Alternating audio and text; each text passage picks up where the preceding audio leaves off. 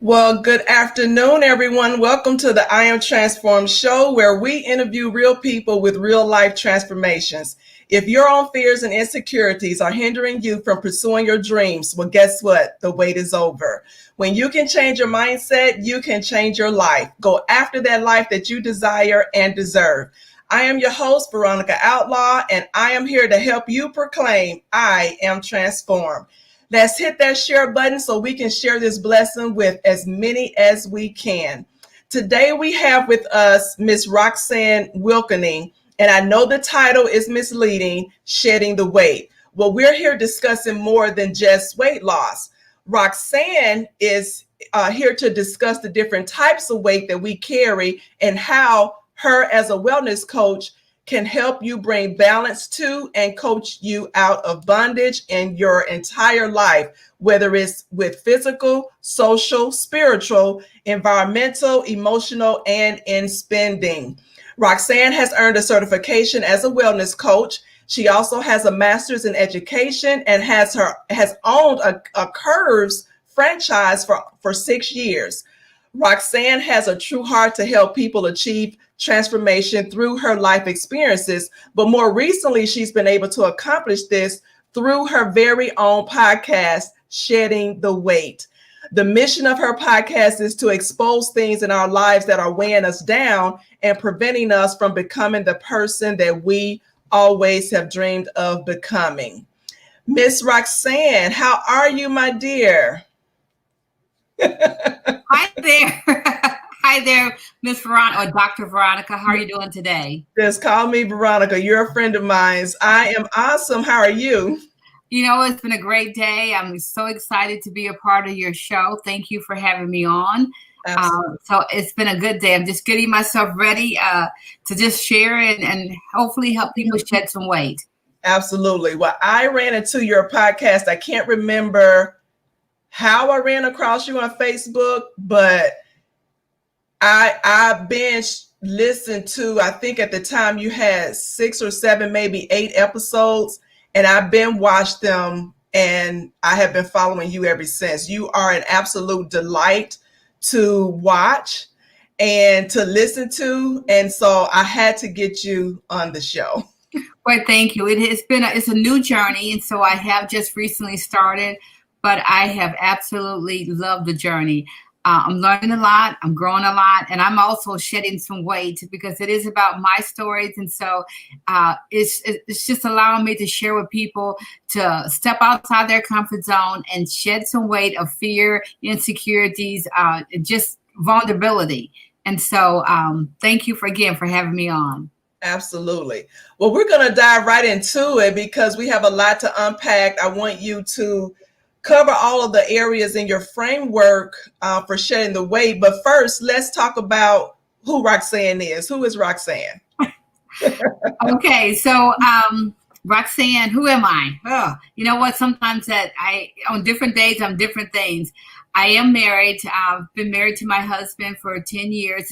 This is actually my second marriage. And it's a part of also my journey of shedding weight because you do have some baggage or some insecurities when you're going into a second marriage. And so Rick and I will be married. As a matter of fact, 10 years, we celebrate our 10 years in this month, January the 24th. So I'm married. I have no children. I'm 58 years old. I have one, I'm a fur mommy. So I have a little dog, or she's a big girl. Her name is Bear. She's a lab mix. She is a rescue dog. And I tell you, I never realized how much I love animals. This is like, she's my baby. I can't imagine having a child because I'm telling you, I love Bear. So she is my heart. So I do have a dog. I just recently, I would say in the past 2 years, when I say recent, moved back to my home area, the LaPorte area. I live in a small town called Kingsford Heights, Indiana. And I moved back to be a support to my family, my mother and father. In the past 5-6 years, my mother went through a major health scare. And then my dad was here. It's just a lot of work. My sister lives in the area. But just to be able to support each other, I decided, me and my husband and my dog, to move back to the area. The great thing about where they are, they live on 5 acres, and we have a lot of room for Bear to run and a lot of opportunity for me to develop. A part of my dream is before Corona happened, we was going to have potentially a wellness center to help people come in and just be able to just grow and get back to nature. So we'll see how that goes with Corona, of how much development that would have. So again, I have 2 sisters, Sheila and Stephanie. They're my rock. Sheila's birthday is Sunday, so I joke with her. I said, "Oh my gosh, Sheila, you're gonna be 60." Then I'm like, "Oh my goodness, I'm gonna be 60 next year." Just not realizing, time has definitely just flew by, and but we appreciate every day God gives us an opportunity to be on this side of earth and to share with people and grow and develop. A little background about myself. My background is telecommunications. I was in the telecom area for a background for about 16 years. I started working in software development. I did that for about another 6 or 7 years. I probably say 6 or 7 years. I don't know. It's a little time kind of blends. And Yeah. took a couple years off and went and decided to open up a Courage franchise. And I did my Courage franchise for almost 6 years.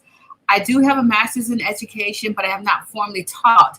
I've just used my background in life, in managing people and working with different organizations. I use that educational background to just facilitate my growth. I'm now working in retail. I chose to get out of the Courage franchise. And at the time I got out of Courage, and then I got married, and retail fit my life. And so I've been in retail now, I can't even believe it, 12 years. So I've been in a retail environment for about the last 12 years, which gives me an opportunity to really meet a lot of people, to really just, I don't know, you see a lot. You see a lot, and when you're in the service industry. So I'm doing that now. I'm also looking right now just to see how my podcast, because my podcast got birthed out of all these different telecommunications, having owning my curves, moving back with my family, and understanding that life happens to a lot of people, and a lot of things was happening to me. And so I said, well, you know what? Let me tell my story. So I don't know if that helps, but that's my story. Well, it actually does, because my next question was going to be, what was actually your transformation story leading into how shedding the weight was birthed? It's so ironic. I have wanted to do something. I should say not all my life, my adult life. I think the first seed that really sparked me was when I first started my management position at GTE, now it's Verizon. But when I first started my management position, my first interview, Steve Krause, he asked me this question, and it has been, at the back of my head, or been a question that has kind of led me for many years. He said, if you had to write your own eulogy, what would you say? And I said, well, I want to know that I've helped someone. And I told him, I said, I want to know that my life has made a difference. And so I really have been trying to kind of live out that question. I've tried different things. My parents we've owned a business. We've had a gas station, convenience store, and I've looked into entrepreneurship and what I really wanted to, what do you really want to do when you grow up, Roxanne? And so,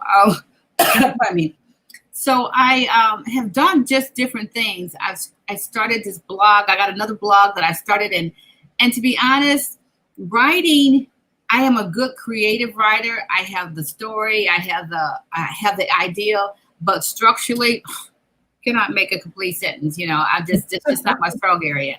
And so I just was looking just to see what I can do, being back in a small community, what's going to entertain me in the Midwest on snow days. And also like a lot of women, I've gained some extra weight, more than a extra weight. I've gained a couple pounds. And so I was doing some research and I found intermittent fasting. And so I'm like, I can do that. It was actually, I was on at a Facebook group. A girl mentioned about it. I had tried it several years back. And so I decided to get into intermittent fasting, and we'll talk about that later. But I'm the type of person, when I get into something, I get all the books, I do all the Google searches. I do a lot of kind of background. And I ran into a podcast that I really enjoyed. And it was with Jen Stevens. And so I listened to her podcast, and then subsequently she interviewed another young lady who had a podcast, and her podcast, I listened to it, they were like 10 to 15 minutes. I'm like, oh, I can do that. I know I can talk for 15 minutes. I can do that. So I said, you know what? I love sharing. I love telling my story. I don't have to write. I think I want to try this. And so I tried it, and I'm like, oh, as a matter of fact, let me back up. A couple of years back, because I do enjoy public speaking, and I, enjoy trying to give an inspirational story to help motivate people, I had joined Toastmasters. And actually, that's kind of how the whole wellness journey started. I got into to Toastmasters. I met a young lady, Tracy Brooks. I did a coaching session with Tracy. From that coaching session, I fell in love with the whole wellness piece. And then I went and got a certificate in wellness coaching. So life is a journey. And so I've gathered different pieces along the way. And so the whole podcast came out of me listening to someone else and saying, I'm going to try that. And so here I am trying that. And how I ran into you, I'm online again, and somehow your name came up. I clicked onto it, and it's like, well, I know it was just an answer to a prayer. God just really connected us together. We're sharing some of the same journeys. And that's how the podcast started. So it's through a combination of different series of steps in my life. And I'm so glad I'm here. It's been a challenge. Podcasting doesn't come easy. There's a lot of things that need to be done, and a lot of background stuff, and I'm learning. And so that's my story of how I got here and how I kind of transformed. Right. Or tried to transform. Exactly. So your podcast is Shedding the Weight. And like I said in your intro, the framework goes beyond losing the weight, the physical weight. You talk about losing the weight or the bondage physically, socially, spiritually, environmentally, emotionally, and financially. So let's break down each of those components, starting with the physical, so that we can dive into the intermittent fasting. So what is the physical shedding the weight about? Well, the physical is all about, it is about your body, your physical shape of your body. And, how are you going to incorporate physical activity? How do you, let me back up here. I did wellness coaching, and wellness coaching incorporates a lot of, it's bringing balance to your life, because we're not just about our weight, or we're just not about our spiritual. It's not about where we work. It's a combination of everything. It's balance with everything. And so you have to look at, how are you going to keep your real world rolling? So the physical says, how are you going to maintain a balanced life? Now, what's balanced for me and what's balanced for you is different when it comes to my physical. You want to make sure that you're looking at your physical being and saying, are you healthy? Are you getting your 10,000 steps in? Are you, when you do work out, do you incorporate warms up? I ask a series of questions. I ask, when I have clients, it says, do you do strength training? Do you do aerobic training? Do you warm up? Do you cool down? Do you drink water? How is your diet? Is it a healthy diet? Do you practice being a vegan? Do you practice being a vegetarian? Are you carbs? What is it that's working for you? Now, as a coach, I don't tell you what to do. You have to identify what works best for you, because we are all different. Now, I found through this journey that even through my curves background, I love activity. I love being out there. I love running. I love sports. And so I like to be active. And I've been a vegetarian. Well, I was a vegetarian at one time in my life, about 2 years. So I love eating healthy. I incorporated a lot of eating healthy. But here recently, the intermittent fasting resonated with me is because I wanted to connect my spiritual relationship, which we'll get to, and then my physical. And I feel like the bondage for me of weight was holding me back. And then the bondage is just food. When you eat heavy laden food, it brings you down, and you just can't, you can't operate at an optimum level. And so I started intermittent fasting to be able to have some spiritual contact with downtime, to be able to hear God, as well as be able to give my body a rest. And so you can do anywhere from like a 16-8. So myself, my minimum fasting is I don't eat past 7 o'clock. And I normally don't start eating till about 1. So during that fasting period is when I do drink water or black tea or any non-sweetened tea. But the whole physical aspect is, how do you feel in your body? And is your body healthy? Are you free of medications? Are you sleeping well? Are you, are you moving well? So it's all about the movement. So I hope I answered all that. Did I get enough details in there for you?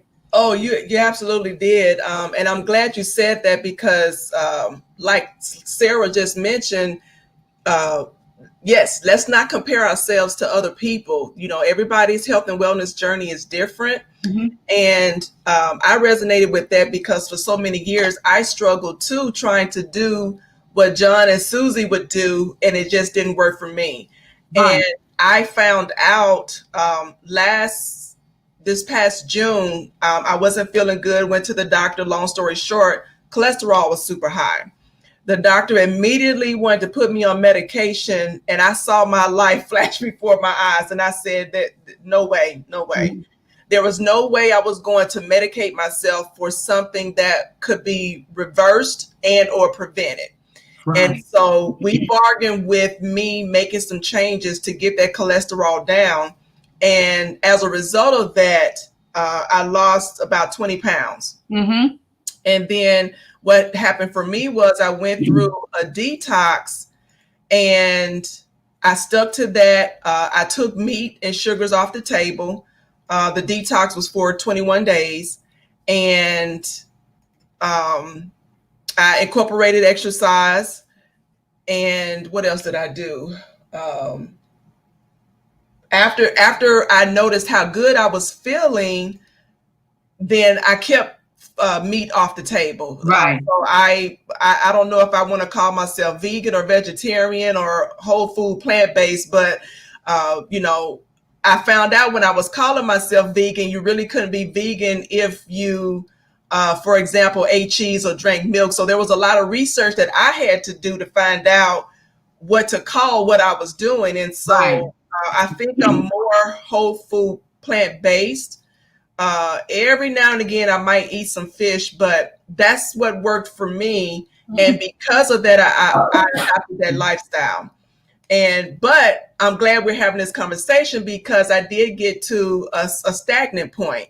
And so now I'm having to ramp up in whatever area you tell me to ramp up in order to get to that next level, because I still have weight to lose.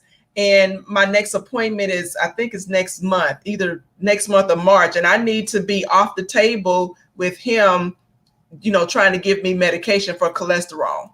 Right. Well, I find that one of the things, again, as a coach, you have to tell me what you want to do, and then I coach you through it. However, Because I feel like, there's so many times you do go to people and they want to tell you what to do. And what works for you, again, what we said may not work for everyone else. And I think another thing that people sometimes make I shouldn't say mistake, or they feel like they get on one thing and that's the thing that they do. I find myself that, if I want to go 2 weeks and be plant-based, then I'll do that. If I need to kind of, I switch it up different at different times in my life. Even with my intermittent fasting, I do range from going from having a 16-hour window to the other day I did a 23-hour window, because I just really felt like and I do incorporate mine with spirituality. I wanted to prepare myself for this call. And so I had to just take some stuff out of my system. I think if we get used to listening to our bodies will tell us what we need and what we don't need. I think there is it is definitely the science behind we need to limit our sugar. We need to limit our salt. There is some common sense things that we need to do. The sodas and different things that is preventing us from being our optimum. We need to definitely just, if not eliminate that, we need to just monitor it. Sometimes it's not about, getting rid of things from 100%, but it's about just making sure you do it in moderation. But ask your body, just take time to get still. Ask your body, what is it that you want and need? What is it that you're lacking? And allow your body to speak to you. And it will, if that thought that says, oh, I've been drinking, I've been having too much pop. Well, that's your body telling you need to stop drinking the pop. Or, if it says, that meat feels so heavy. Well, maybe you need to, go to chicken, or maybe you need to say, I'm going to incorporate maybe meatless Mondays. But it's about that. I think we have to get quiet enough to listen to our body and be receptive to what it's telling us, instead of just pushing it on. No, that ain't me. Well, could be. Yeah. Because what I noticed during the journey is when I'm stressed, that's when I eat junk. And my junk was ice cream. And when I recognized that, I'm like, oh, wow, why? Then I started to ask myself, why am I stressed? Sometimes it was sleep deprived or whatever, but I found out I was an emotional eater. And so I'm glad you said that not be so strict with yourself to the point where it feels like it's not realistic. And also, if you know that you're an emotional eater, prepare for that by having more carrots, celery, more health conscious food to be able to snack on. That although you need to snack because that's important to you right then, you're not snacking on the salty, the sugars, the sweets, the cookies, the cakes, but you're eating carrots, you're eating celery. I started making myself this charcuterie mini board. And so I may do cheeses. I like olives. And so I looked at different things to say, if I'm going to eat, what healthy choices can I make? If you like ice cream, maybe you should look at, yogurt bars or a healthy option. I seen this recipe the other day. They took yogurt and honey and fruits, and basically you just freeze it. And so you're eating healthy options, eating an apple. That may be an option. Yeah. Oh yeah. I've when I went whole food plant-based, I had to find some alternatives. And so that was a fun journey. And so finding how you can make ice cream and eat cheese and cheese that I could make out of potatoes and onions and carrots, it was mind boggling. But I enjoyed that. Well, I also think that, one of the things, when I was a vegetarian, I made a decision every 2 weeks when I got paid, I went to Whole Foods and I would try something differently, because we have a tendency to eat what we've always been eating. And just to give you an example of the apple, don't buy the same apple. There's Delicious, there's Macintosh, there's Honeycrisp. There's so many different things out there. Sarah said there's dry apricots, there's all the dried fruits. And so there's a lot of things that you can try within a different category. So again, if you're going to eat an apple, don't always go to Red Delicious. Get a Granny Smith, get a Gala, get a, I just started eating the Honeycrisp, and I think it's the best apple ever. I'm like, where have they been? My sister said, "Oh, they was good." So try different things. Peanut butters, instead of doing peanut butter, use sunflower butter, almond butter. So, I just really maybe expand your horizons within a category, and you'll find that, it's amazing. Right. One of the things I do want to touch on, Sarah just mentioned about us not being aware of the amount of sugars that's in sodas. And my go-to drink was Pepsi's. I would drink a Pepsi before I drank water. And correct me if I'm wrong. I mean, I'm going off of memory. For every gram of sugar that's on a package, or let's say in a soda, that equates to 4, is it teaspoons or tablespoons of sugar? For every gram. I think it's a teaspoon, I think. I don't let me quote that off. I would have to look that up. I can't remember, to be honest.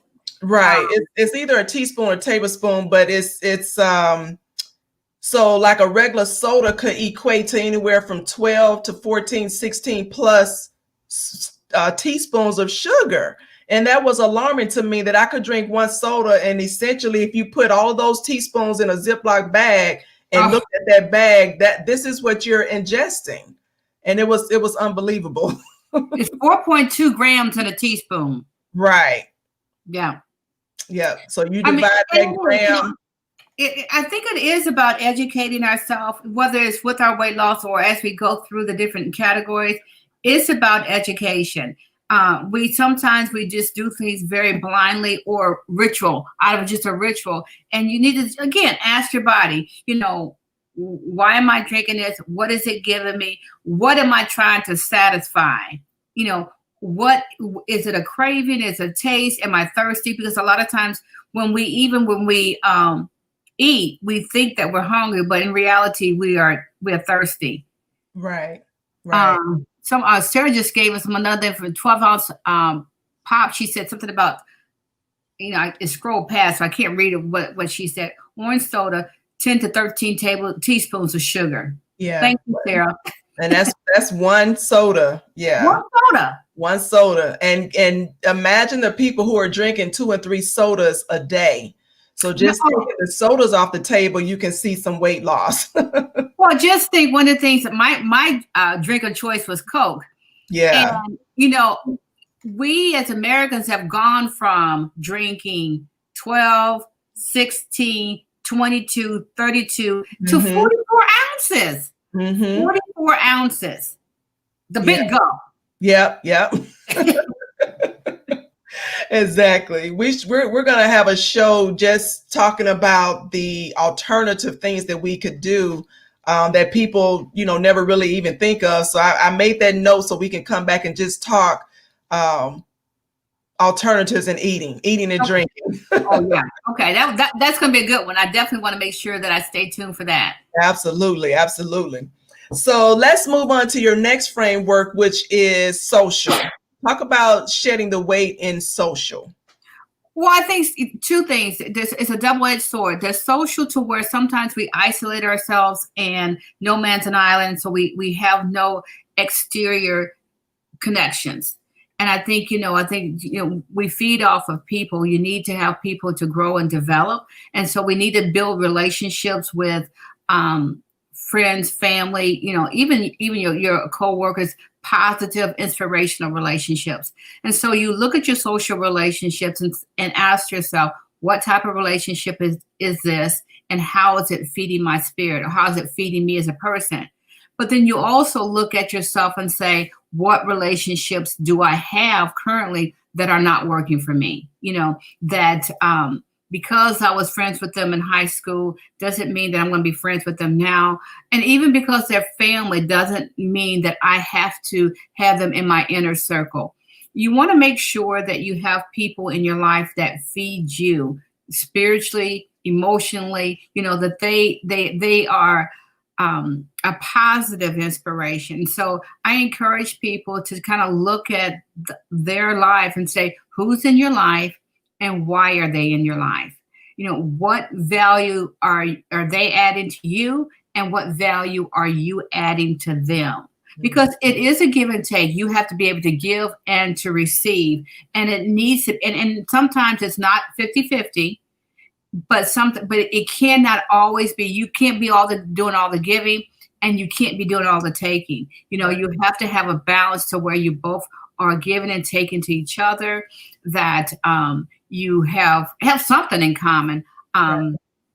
I share with my sister. I have different friends for different reasons. Like if I want to go shopping, I would call my shopping buddy. If I want to go exercise, I have an exercising buddy. So I have different people that perform different things in my life that, allows me to grow and develop at different levels. And so I'm not going to ask my older sister, Sheila, to go work out with me. That's not her thing. But Stephanie, she'll get on the bike. My younger sister, Stephanie, will go bike riding, Right. So the social aspect is having satisfying relationships that feed you and take you to the next level. And I'm glad you said that, because once upon a time, I used to have people who would call me first thing in the morning with their problems. They only talked to me when they wanted to dump on me. And I noticed that started to set the tone for my day. And I was before noon, I was depleted. And then when I would call them for anything, it didn't have to be anything major, they were nowhere to be found. Mm-hmm. And so, and I've also been in touch with people who have said, well, I can't let go of this relationship because we've been friends since middle school or high school or whatever. And so a lot of people put stock into the time that they have invested with an individual, instead of looking at how that relationship is not benefiting them. Absolutely. Well, and I think, I said previously that I was previously married. In my first marriage, I had to make a decision in that relationship that we were not on the same path.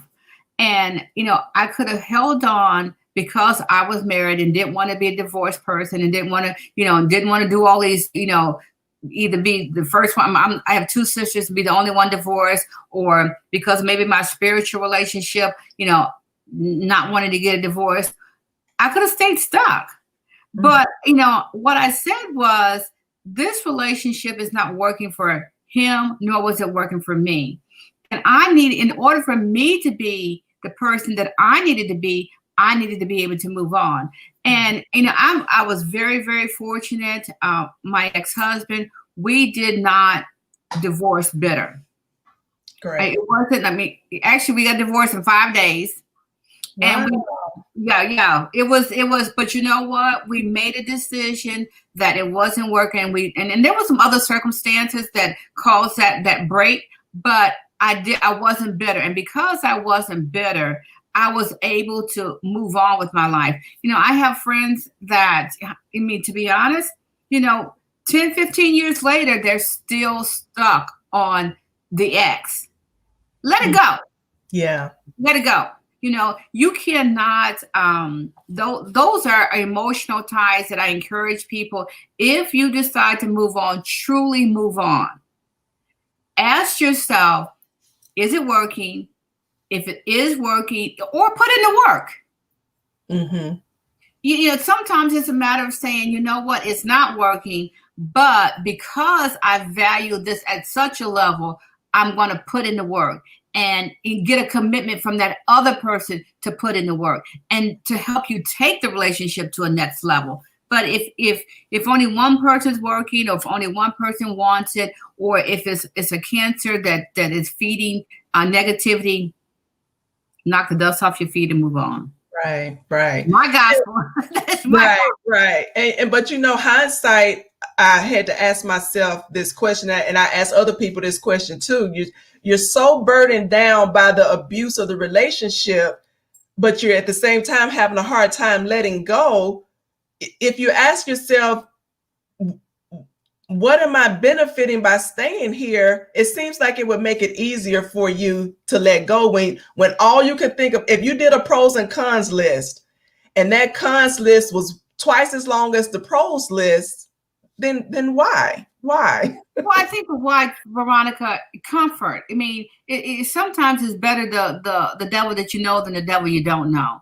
True. I think people don't want to be alone, and it's not only it's just with people, but even jobs. We find ourselves in situations and we're there and we've been there, but because it's comfortable, and for whatever reasons, that comfort causes us to stay. And so you have to, I think that's a part of that whole shedding the weight concept. Ask yourself, how comfortable is this? How discomfort do I want to be to stay in this situation? Because if it was easy to let go, everybody would be letting go. Right. But it's not. It's hard to step outside what is comfortable or familiar. Mm-hmm. And that's what, I want people to know. I guess through my story, this is hard. What we're doing right now is not easy. We're putting ourselves out there. We're trying something new, and we could fail. Somebody, what the heck are y'all doing? We don't know. You know what? But we're doing it anyway. Let's see if it works. But everybody's not willing to expose themselves. Right. And whether it's a relationship, whether it's a job, or whether it's even weight, it's easier to sit back and say, I'm gonna, than to do. Right. And Waukesha says sometimes stability keeps people in bondage as well. Right. And children, I'm sorry for interrupting you. Oh, no, go ahead. There's stability, there's children, there's, family. There's so many dynamics that says, I'm going to stay. Most times we're not staying or not leaving, not because of us. We know it's bad. But if I got this child, or if I got my parents, or the job, or, it's been tied to my identity of, I am so-and-so's wife, or I'm so-and-so's friend. If that is your whole identity, it's hard to let that go. And it's easy for us, maybe me standing on the outside looking in, go, girl, you should let that go. Well, really? The head shake, really? It isn't easy. If it was easy, we would all be doing it. It's not easy. It's not. And you said that was funny. You said that because for a long time I was Jessica's mother. And so when she graduated high school and went off to the Air Force, I didn't know what to do with myself because I was always Jessica's mother, or I was this professional on a job, or in school I was the student. And so yes, those things were familiar, but when I was stripped of those, I had to find out who Veronica was. Exactly. And that's what we're doing, Veronica. I think shedding away through your transformation, we're trying to find who we are. And once we find out who we are, then we can begin to, discover a whole new world. Right. And it's not going to be easy, but those transformations come when you step outside of your comfort zone. You can no longer be comfortable. Right. You can't. In order to have a transformation, you have to get uncomfortable. You have to be willing to stretch yourself. And you have to be willing to be persistent and consistent. Right. Because, we want to change. How many times we've been on a diet and we get on the scale at the end of the week and be mad because we ain't lost 100 pounds? Exactly. Hey, listen, I ain't ate all week. And really? It takes time. It takes time to build. It takes time to be able to find me, and so I have to be willing to look inside myself and cut and paste and find new friends, connect, do all those things. That's going to take time. It's not going to happen overnight. And I think that's what we have a hard time. We want that instant gratification. Right. It's like I had to laugh when you said that, because it's like at the end of the week or 2 weeks, I haven't lost the goal weight. then I'm like, dang, I could have had that ice cream. I could have had my ice cream if I wasn't a loser. Give me my coat. Give me my coat. That's what we do, you know. Oh, it's good to laugh with you, Roxanne. And that's what I think the stories is about. When we begin to share our stories, when you begin to have other people on, you know what? Not only we are laughing with each other because we know, or because sometimes, Veronica, we feel like we're the only one that's going through it. Oh yes, we feel like we're there by ourselves. And you know what? My hopes through my podcast is to let you know you are not by yourself. You do not have to go through this by yourself. There's somebody else out there that's willing to help you, and there's somebody else out there that's going through what you're going through. Right. Nothing new under the sun. Nothing. Right. So, you know, if you reach out, you know what? This is what I can say. If they reach out, if our Facebook people reach out, our family and friends, they reach out, either you're going to reach back or I'm going to reach back. But you know what? They're not going to be alone. And that's what we need to encourage people and say, you're not out there on your own. Exactly. People along the way didn't leave me stranded. And so I live by that mantra. I pay it forward. Right. So there's no race or religion or anything like that with me. As long as the relationship is not abusive, if I have it, you have it. Right. And I'm sorry, I'm apologizing for this camera. It won't stay on, but we're going to move on to the next item, which is spiritual, shedding the weight spiritually. Talk about that. Well, and spiritual is different things to different people. Now, my background, I was raised in a Church of God in Christ. And so I had a lot of rules and regulations because of that. Because of Church of God in Christ, because of their doctrine. And I found myself, as I grew up as an adult, I couldn't understand a lot of the rules. I mean, why can't I wear pants? Why can't I wear makeup? And I'm not saying that it's wrong. Don't get me wrong. I'm not saying that those things are wrong. But what I am saying, it wasn't right for me. And so what I had to do is I had began to get still and find my purpose in what I needed to identify my God to be. And so when I talk about spiritual, I'm not talking about a religion. I'm talking about a stillness, a quietness, getting into you. Mm-hmm. So for me, my spiritualness, you know, I made a commitment this year, or actually in 2020.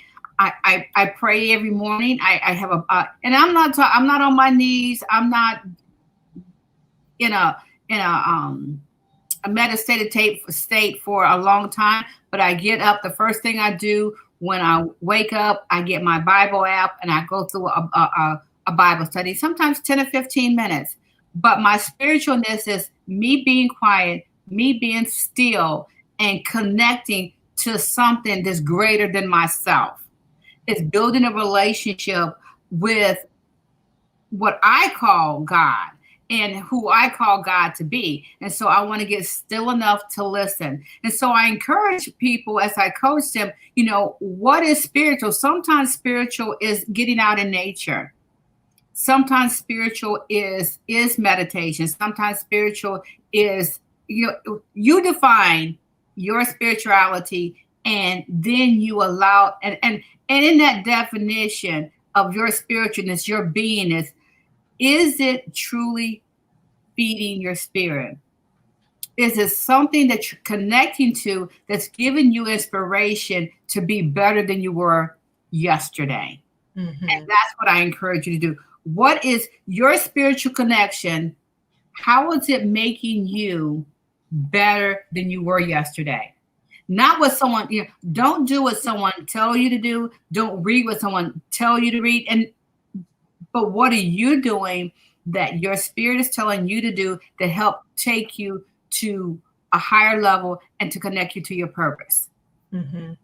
And I like that because I'm actually working on a mastermind that you're going to partake in. That's coming from John Maxwell's intentional living, and I'm calling it choosing a life that matters. Right. So what matters to you may not be the same thing that matters to me. However, what are we doing? What are we here for? If we're not here to make ourselves better, to help make other people better or help other people, what is our purpose in life? And so I think that's the question each person has to ask themselves, no matter what their religion or spirituality is or whatever. What are you doing that matters? What are you doing that matters? What's going to make a difference? And one of the things, Veronica, that I did do when I going through this process, of the podcast, I'm trying to build my website and doing all these things, and even getting prepared for this session, I had to write my bio, and I had to write my my values, and and I would say for me, what I valued in my 20s is different than what I valued in my 30s, and what I valued in my 40s, and now my 50s. And I mean, there's core things that's changed, but some things have been adjusted. And I found out I'm tying my spiritualness. The question that I ask myself every day about my spiritualness is, how do it tie to my values? And my values, my number one value is truth. My number two value is consistency, persistent, and service to others. And so when I spend quiet time, I ask my God, how can I live in a way that is truthful, consistent, persistent, consistent, perseverance, and how can it help people? And in my quiet time, for me, my podcast answered that. It allowed me, what I'm going to do, I'm telling my true story. I want to be consistent. That means I got to be consistent and publish once a week or however often I commit to. I need to be persistent in making sure everything is that I'm growing and I'm developing and becoming a better person. And I do it in a way that I hope it brings value to you and my other listeners. I like that.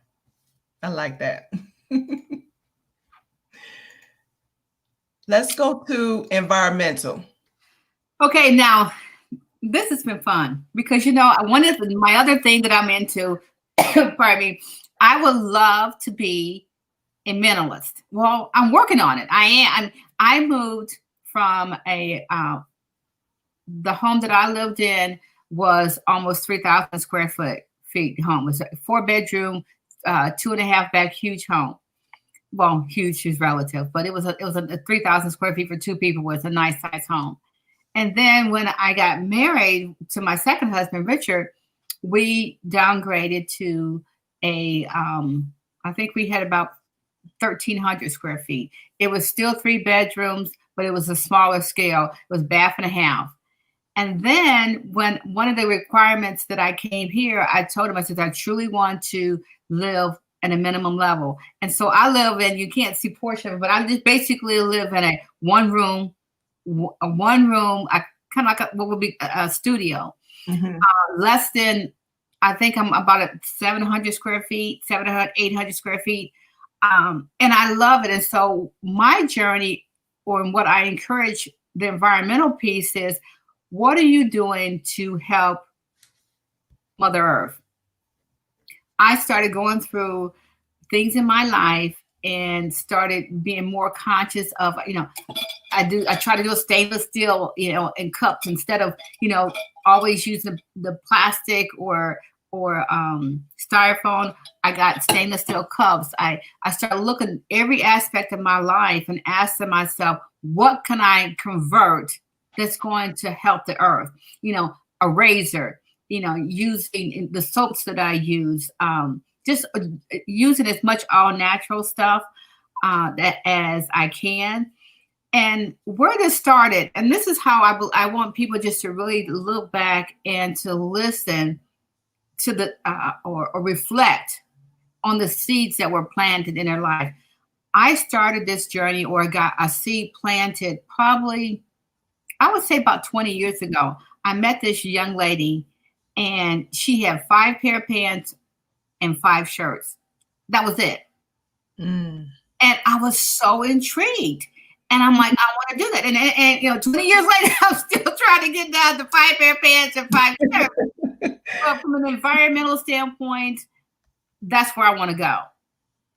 I do a lot of, I look a lot, I subscribe to a lot of YouTubes of tiny living, the minimalist channel. So that is probably one of my core initiatives, is to be a minimalist. Again, I mentioned the intermittent fasting. So I look at myself and say, within these areas, what is your end game?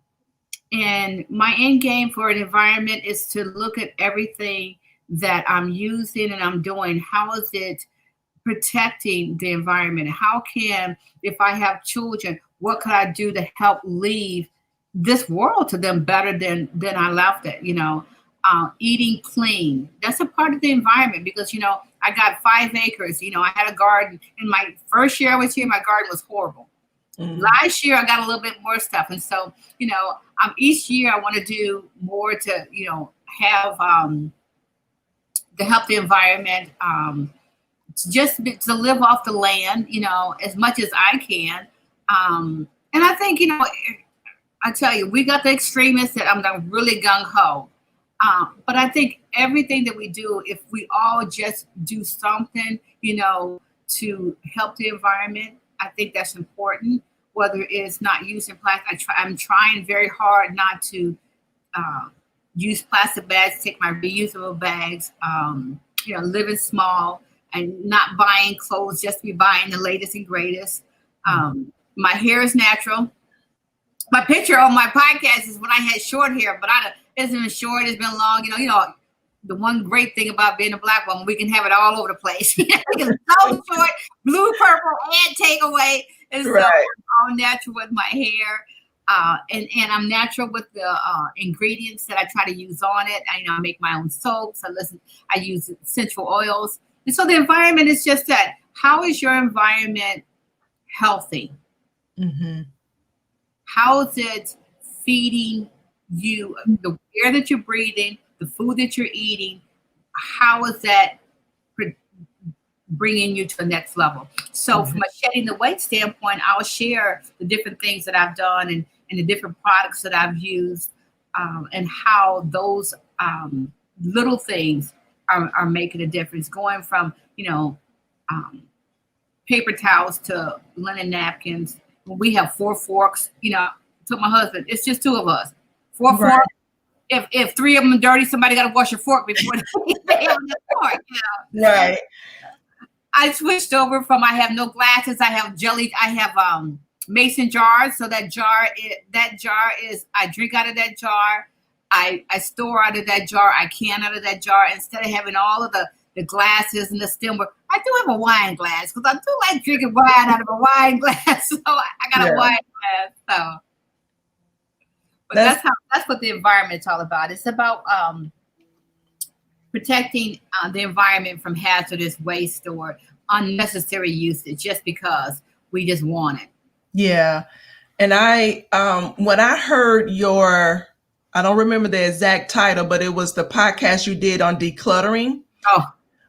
When I heard that podcast, I was driving and I literally was shouting in the car, because I really didn't think of it from an environmental standpoint. But over the past year, I had to relocate. I sold a home and relocated to caregive. And coming from a home to a small apartment was a rude awakening. It made me sift through the things that I had and realize that a lot of stuff I didn't even need. Roxanne, when I was packing, I found that there were several things I had that I bought and had stored in the garage or in the attic. And as I was packing, I ran across a second of the same item, and neither one of them I had opened and used. It was awful. It was horrible. I gave a lot of stuff away. I didn't even try to sell the stuff because it was just too much. And I realized after packing and giving away stuff that the reason why I felt so chaotic was because things were cluttered. And it wasn't that it was junky. Everything had its place. Even stuff that I didn't see, like the stuff that was in the attic or in the garage, I think just because it was in my space, I was cluttered. Right. And when I got rid of that stuff, I said, now, and I said it, I said, if I have stuff that I haven't used in the past 2 weeks, it's out of here. Because if I'm not using it, I didn't need it in the first place.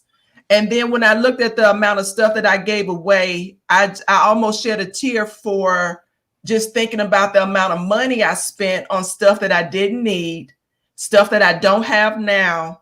And it was awful. It was awful. It's absolutely. We do find that we have a lot. I mean, I felt the same. I had the same experience. And a lot of times when you do have a lot of space, what happens is that stuff may be put up and you don't realize how much you're accumulating.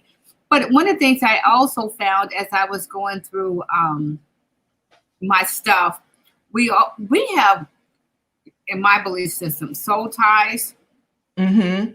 And sometimes old stuff would trigger some memories that you really want to let go of. Mm-hmm. And I think that for me, when I began to declutter and let go of some things, I was able to shed the weight of some of my past that I didn't even realize I was holding on to. I mean, old jobs or positions that I, for whatever reasons it didn't go, and I still had documentation. That's a part of me. Right. And, I just had to have a burning ceremony and let go of those things, relationships. Or, you have something, you bought it when you was with Tukey. Well, you know what? You can't put that on and not remember where you got it. It brings back all. So let some of that go. That's part of that energy. I think we do not connect with. We don't realize that a part of us, no matter whatever we touch, Veronica, wherever we are, a part of us is there. Mm-hmm. Our spirit and connection is there. And so you have to begin to look at those things and say, I need to break the tide of things that no longer are serving me. Right. And if it means getting rid of, I don't care if it's a couch or a chair, if that thing brings about a negative experience, let it go. Exactly. Walk away from a house. You can get a house again, but you can't get you back. Right. And right. Sometimes we hold on to the thing, but I paid so much money for it, or let it go. Yeah. I was going through stuff and realized I had pictures from 20, 30 years ago. And I'm like, what? Why? Like you said, burning ceremony. I threw all that stuff away. I didn't even realize I still had, but we lugged this stuff around from house to house to house or apartment to apartment and not realizing that energy is in the room. And I honestly believe that too. Yes. Oh, even you know what? I am not going to be 105 pounds again. Right. I think, what, we have to get to the point to where there's some things we hold on for memories or families or whatever. But if you're a type of person who can't put it in perspective, then I think you need to let go. But if you are holding on to a picture of where you were 5 years ago, and you're only because you were 105 pounds, then you know what? That's not for you. You need to let it go. Right.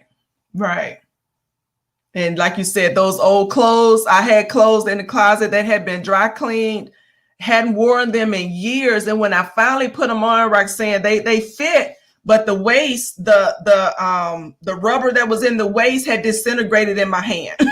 It had dry rotted. So it makes you laugh and makes you cry at the same time at the stuff you hold on to for sentimental reasons, when they really, honestly, if you ask yourself, they mean nothing. You go, why? I mean, really, why, girl? Some of the stuff. Okay, I was going through it. I had a picture. I sent the picture of my girlfriend. I was going through my drawers and different things. And back in my 20s, when we think we're cute. At the time, those little thongy underwear we wear. I had a whole. I'm like, oh no, why am I holding on to this? I can't even get in it. And why? Why am I holding on to this? Let it go. Oh, I just threw away so much shirts and stuff and stuff that was no, that's just doing too much at my age. No, let it go. Right. Oh, that's funny, Roxanne. Let's go to emotional. And I think the emotional part of it is having a positive self-esteem. Is having, believing, who you are is worth it. Right. Because sometimes, people don't value us because we don't value us. Right. And what we have to do, the weight of being in a position to where we don't have value for who we are. See, emotionally, I am trying to honor who I am as a person.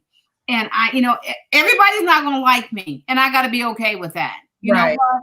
I have to be okay with the fact that I am not going to be everybody's best friend, and everybody's not going to be my best friend. Mm-hmm. It's going to take a unique person to like Roxanne, because my part of my personality is truth. Mm-hmm. And a part of my gift is seeing truth. Mm-hmm. I can see it. And so, maturity over the years has allowed me not to everything I see to share. But before, there was a time in my life that I shared everything that I've seen, because that was a gift that God had given me. Mm-hmm. And from an emotional standpoint, I was always apologizing, crying because nobody liked me, because sometimes people don't want to be told who they are. And it really is not our story to tell anyway. And so, a lot of that was my maturity, but the emotional part of shedding the weight is really liking you. Mm-hmm. What do you like about Roxanne? What do you like about me? I was reading a couple of days ago about the negative self-talk that we have. And even oh, my hair is a mess. That's negative. Oh, I need to, my face or my makeup or my nails are not long or my this, And so we emotionally, I have to say, you know what? Yes, I would like to lose 30 pounds. Mm-hmm. However, right now, I'm happy with the progress that I'm making. Right. I'm happy with every day I'm making healthy decisions to go to be at a healthier point in my life. I have to be able to say, in the relationship I'm in, I love my husband, but you know what? I can't make you happy, nor do I want you to make me happy. I can be happy in the relationship, but my happiness, you're not the source of my happiness. Right. My job, emotionally, I like going to work. I like getting paid today. However, emotionally, I am not going to be so afraid to where this no longer serves me. I can't walk away, because I have to value myself enough to say, if this job is not for me, there's another job out there that is. And I have value in who I am to be able to go somewhere else and somebody's going to want me, Right. I say this because I hope my ex-husband ain't listening to this, because he said this to me. And again, we have a very good relationship now. But he made a statement to me when we were doing that argument at time. You're never going to find anybody that's going to put up with you. Your own family don't put up with you. Oh, and you know what my response was? We'll see.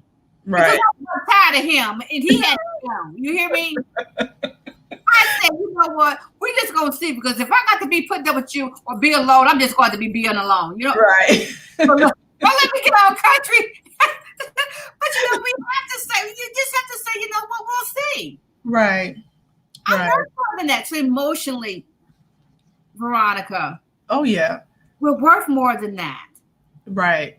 So that's what the emotion portion. And I want to work with, people that, let's get you to the point to where you can say, I'm worth more than that. Mm-hmm. I value who I am. I value what I have to say. I value what I do. Those things don't define me, but I still find value in who I am as an individual. I'm here today because God still feel I have a reason and purpose to be here. And if he feels I have a reason and purpose to be here, I need to feel that I have a reason and purpose to be here. Right. And I'm glad you brought that up because I I had to laugh at a memory that just came across my thought when you said that. A few years ago, when I was on this rampage to discover myself after my daughter left home, I found out that I love rodeo, especially the pro PBRs, the professional bull riding, Uh-huh. and I love monster trucks. Uh-huh. And um, and so I had a girlfriend, to tell me one time that that wasn't girly. You Right. know, what guy is gonna want you, liking bull riding and monster trucks? And for a long time, I felt bad about that because I'm not the girl that wears makeup or gets the nails done, and I'm not the girly girl. And I felt bad about that for a long time. And it took me a while to say, you know what, I have to be okay with the things that I like and don't like. And if Right. a person doesn't like that about me, then great, because that means I'm not entering another abusive relationship. Exactly. And I think we also have to step outside. We put so much stuff in our age group. We put so much stuff within our race, within our religion. And so we got these bubbles that we don't want to step out. It's like, who said a Black person couldn't do this? Who Right. said a 58-year-old couldn't do this? Who said a woman couldn't do that? So we have to step outside our comfort zone and be okay with doing things that that are different than what the norm is. Right. Let's talk about the last piece, which is financial, with shedding the weight financially. Money is a big, I've always been very, very good with money. And from a standpoint, well, I would say this, my business when I had my courage, it took a lot of my money. However, I am not a spender in a sense of I'm not I like nice things, but I've always been a person that believes that you don't spend more than you have. Right. I've always been a person to save. And for me, my inner dialogue says that I want to be able to get something, be able to, if I want it, I want to be able to afford it, not to, someone say to me, oh, you can't have that. And so I've always saved, not to get things, but if I wanted to, I could get. Right. I don't know if that makes sense. Right. And so, I encourage people, and I think you said it on when you're transforming us group, that you have to be. I want to be able to. If Corona happened and they shut my company down, I need to be able to live beyond a month. Right. It's hard right now. A lot of people are suffering. They're losing their homes and they're losing a lot of things because we've lived beyond our means. Mm-hmm. You have to ask yourself, can I afford this? Mm-hmm. Is this a want or a need? I want to make sure all of my needs are taken care of. My needs is a roof over my head. I make sure that, I have a good car to drive. Now, thank God I've driven a Mercedes. I've had several Mercedes, but right now I have a Soul, the Kia Soul. I love that car. I got the green Kia Soul and I love it. Yeah. Because you know what? When I went to before in my life, making $700 car payments was no big deal. Mm-hmm. I am not going to make no $700 car payment right now in my life. Right. I'm 58 years old. Right. I told that guy, I told the dealer, I want a $200 car payment.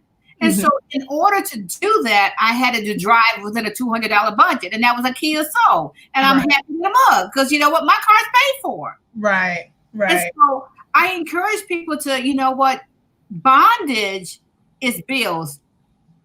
Mm-hmm. And so I encourage you to be debt free. I encourage you to look at your budget and say needs versus wants. Mm-hmm. And you ask yourself, what is it that you need versus what you want? What can you eliminate? Do you really need to eat out every day? Do you really need? Me and my husband, we have date night once every 2 weeks. And we don't have children, and we can afford to go out. But it's like, no, you get to go eat out. Listen, you eat out once every 2 weeks. Now with Corona, we eat at home, but it's like usually every 2 weeks because that's when I get paid. But one of them is I'm cooking meatloaf and mashed potatoes. I ask myself, do I really need it? We don't want to buy a book, but we will go out and eat. I mean, go to McDonald's. You are dropping $10 in McDonald's, but you don't want to spend $14 a month on Audible to listen to, something that's going to feed you, Roxanne. I'm saying, I'm like, I'm not spending no $14 a month on no dang on Audible, but I don't go to McDonald's 3 times a week. Yeah. Veronica. It's our priorities, our perspective and our priorities. It really, truly is. And so my goal for me, and one of the things I want to share is to live debt free. When Rick and I got married, he had a home and I have a home and I had a home. So we had 2 homes. We've sold one and we're renting out the other one. And so it is rent, it is income. And so I feel good. But other than that, we don't have debt. Mm-hmm. And Lord, let me tell you something. I'm an overshare here. Let me tell you this. Sometimes people say they don't want to move home. I done moved home, and my daddy is doing right by me. See, I don't have this big mortgage. Right. I let me tell you something. I live in this place. We're paying less than $200 a month. Thank the Lord, and it's a blessing.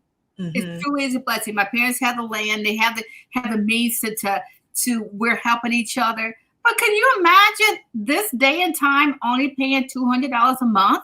Right. I agree. But some people would have looked at moving back home to care for parents as a death sentence instead of looking at the blessing that comes with it.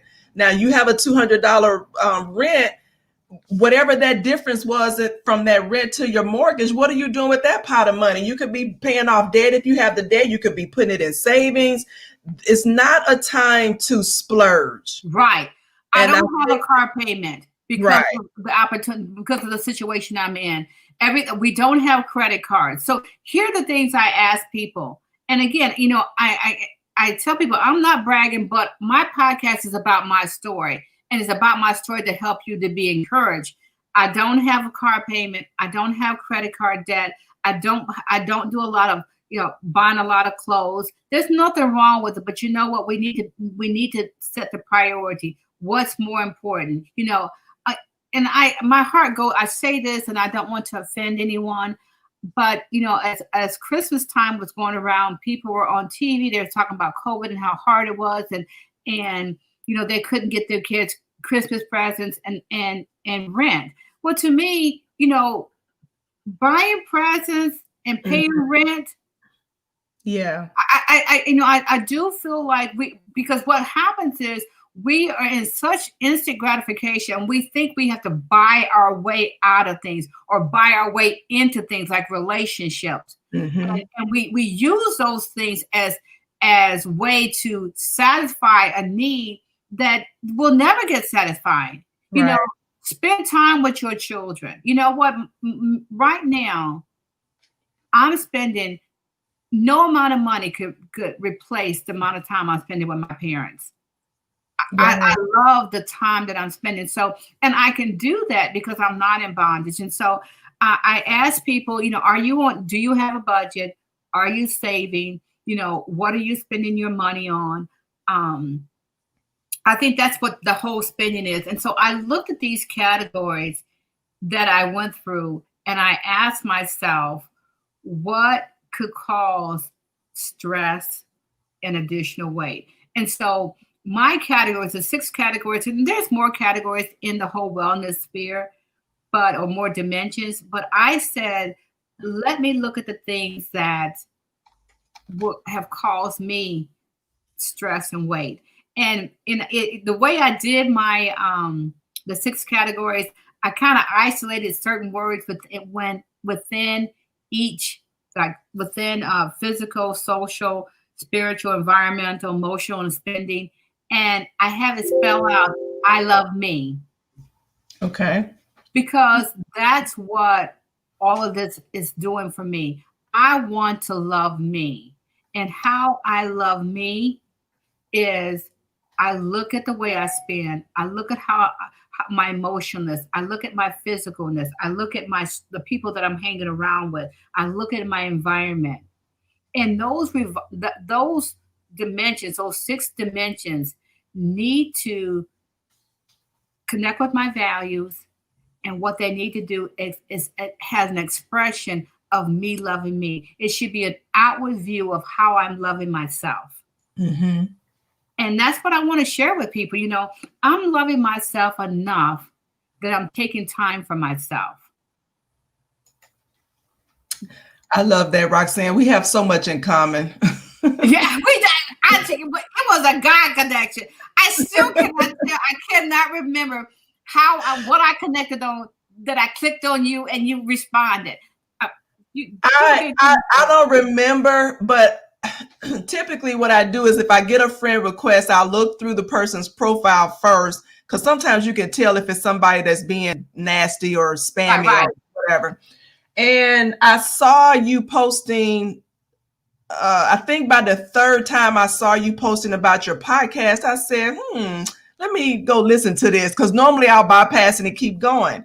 And I listened and I was like, okay, that's only 10 minutes. The next one was like 8 or so minutes. And I really was in tune to the messages that you were sending, that one Saturday I've been listening to all of them. And so I think after hearing 2 or 3, I sent you a message and said something positive to you about your podcast, and here we are. Right. So I appreciate that. Social media drains me, but there's a purpose, or could be a purpose. Mm-hmm. Networking this past year has been awesome for me, and you have been one of those people that I've met.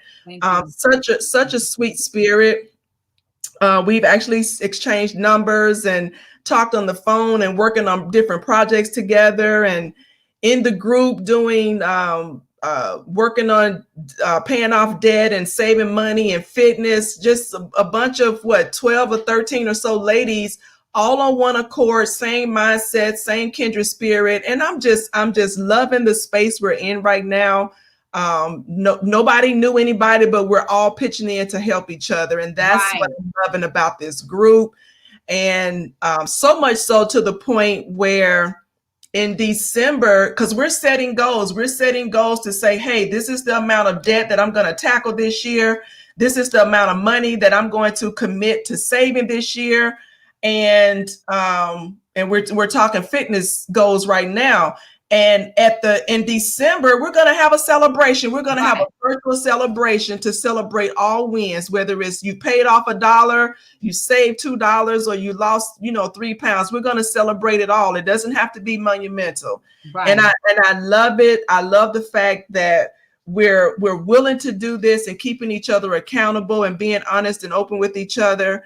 What I'm really loving the most is the people that I've come across who probably came in the group because they wanted the support of the community, but they were going to be quiet. Right. And now they're using their voice and they're being empowered. And I just literally wake up every day so grateful and almost in tears at what sharing and helping and caring can do for another person. Right. So I'm gonna stop before I cry, because it really is fueling me, and I love it. It's making a difference, and that's a part. Like I said, when I first began it, I wanted to know that I helped someone, and in some way, my life is making a difference. And I believe that if I'm a willing vessel, God will make that happen, because I do feel like, and maybe it's some of the things you may learn not to do. I'm not doing that. Or as compared to something to do. We just need to be willing to just share and be open, because I think that's what spirituality is about. I don't feel like that God gave me everything He gave me and to keep it to myself. He gave me that to share, and to use me as as he told Esther, Mordecai told Esther, you were born for such a time as this. And Right. so I believe that I was born for such a time as this. And so I'm going to use what's in my hand, and I'm going to just I believe that if one person, if one person benefits, then you know what, then God, I've done what you've called me to do. And if Exactly. that one person could go on to be a change. They could be a change agent. And so I can't really worry about how many or who. I just need to worry about be consistent, be truthful, be consistent, be persevere, and to share with others. Right. Right. Well, Roxanne, I've kept you longer than I should have. I think we went way over our time. I know, but it was an absolute pleasure. You're so easy to talk to, and I just love you. You make me laugh, and you just brighten my day. I tell you what, you know what? In my mind, I've been thinking, because I do plan ahead. I'm like, okay, Lord, if we get this COVID over here, I'm going to see Veronica, because I just know there's a connection, Lord. I just cannot wait to be able to sit and have a sandwich or drink a tea or whatever, because I just believe that God has just done. This is not an accident, and so. Right. I've been so encouraged by you. I've been encouraged what you're doing. You motivate me to be a better person. So I appreciate you taking the opportunity to have me on the show.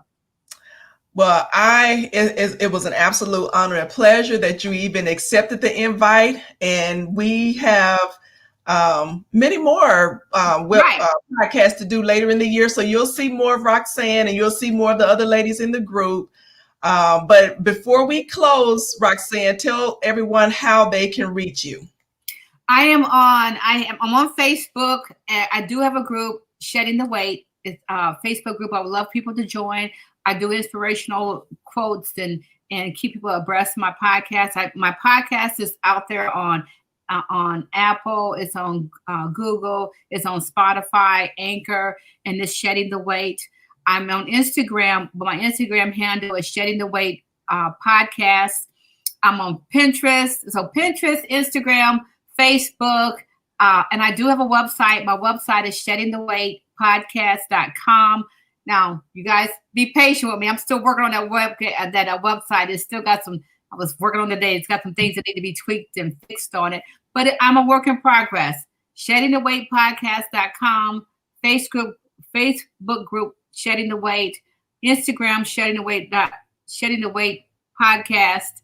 And you always can just, we'll connect. I'm gonna put something out there. Maybe I don't know if you do notes. You can put it in notes of all the ways you can get a hold of me. Yes. Well, Roxanne, like I said, it was an absolute honor and pleasure, and we will be in touch. There's no letting go of me now, Roxanne.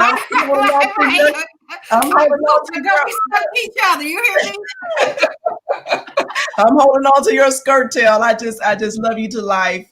You're such a joy, and I hope everyone who was watching today enjoyed the show. So I want to thank you for tuning in to the I Am Transformed show, where we interview real people with real life transformations. The goal is to educate, inspire, and empower you to your next level, because we have kingdom work to do. So if you want to be a guest on the show and you have a powerful testimony to share, or just want to be a guest, then simply fill out the guest form at bit.ly/I Am Transformed show. And I'll put that on there. And also there, when you contact me, there will be a link to a calendar to schedule your interview with me. So I would love to have you if you have a powerful story to share, and you just want to educate, inspire, and or empower each other. So until next time, God bless you all.